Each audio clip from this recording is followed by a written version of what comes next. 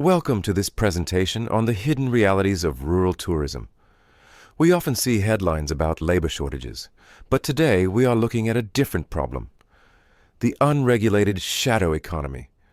Based on data from investigative reports and the Swedish Tax Agency, we will explore how the free labor model is impacting the future of the hospitality industry. It starts with a romantic vision.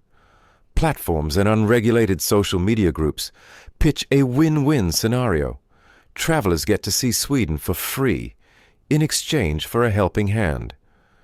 You have likely seen the posts.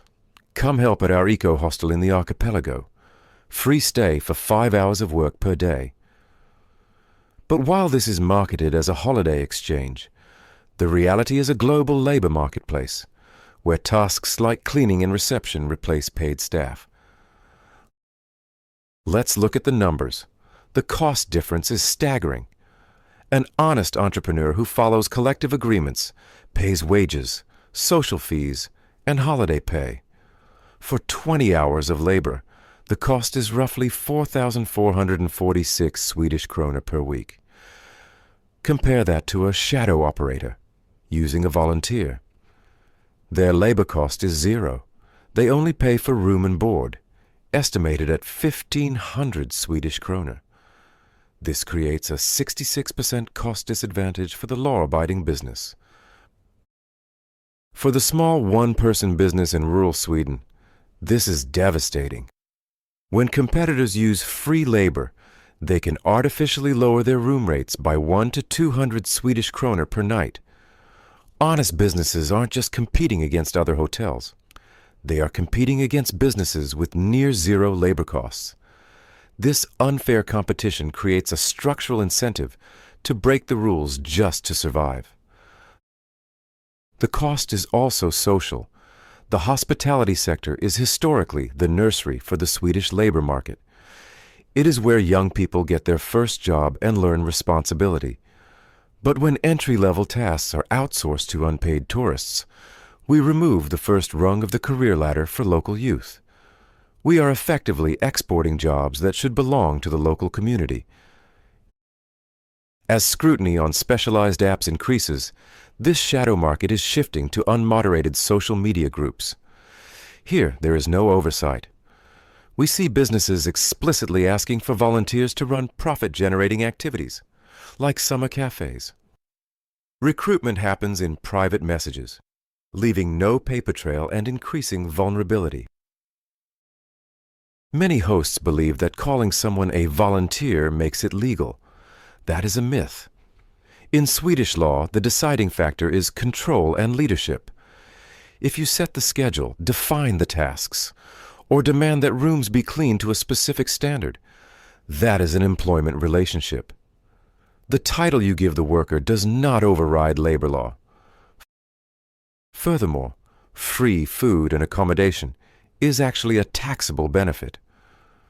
According to the tax agency, free meals are valued at approximately 310 Swedish krona per day. This is considered income. Failure to declare this is tax evasion, which deprives the rural community of revenue needed for infrastructure and health care. There is also a serious legal risk regarding visas. Many travelers cannot legally work on a tourist visa, and under the law, working for food counts as work. This creates a power imbalance. Workers cannot report abuse or poor conditions because they risk deportation for visa violations. The result is a culture of silence where exploitation can thrive unchecked. Reliance on transient staff also creates a quality trap. Tourism requires professional skills, hygiene knowledge, and responsibility. Treating these roles as hobbies devalues the entire industry. High turnover leads to lower service quality, which damages the reputation of the destination and forces prices and margins even lower. Sweden is actually lagging behind its neighbors in regulating this. In France, work exceeding 12 to 15 hours a week triggers a formal contract and minimum wage. In the United Kingdom, the definition of a worker is strict. If you have a contract to work in exchange for a benefit, you are entitled to the minimum wage. Sweden lacks these specific hourly thresholds, creating a gray zone that platforms exploit. For the host, the risks simply aren't worth it. You face retroactive taxes, as audits can go back 6 years. You face heavy fines for employing people without proper permits. You also face liability issues. If a volunteer is injured, standard business insurance often won't cover unregistered staff. Finally, there is the risk to your reputation and being blacklisted. So how do we do this right? Here is a checklist for fair rural tourism. First, define the role. If there is control and leadership, you should hire an employee. Second, declare benefits. Report food and lodging to the authorities. Third, check permits.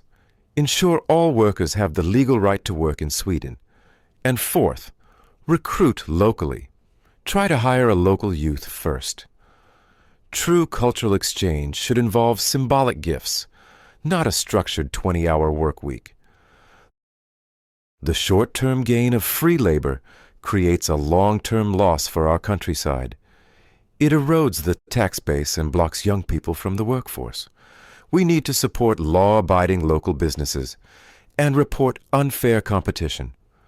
Let's build a tourism industry based on professionalism, not exploitation. Thank you for listening.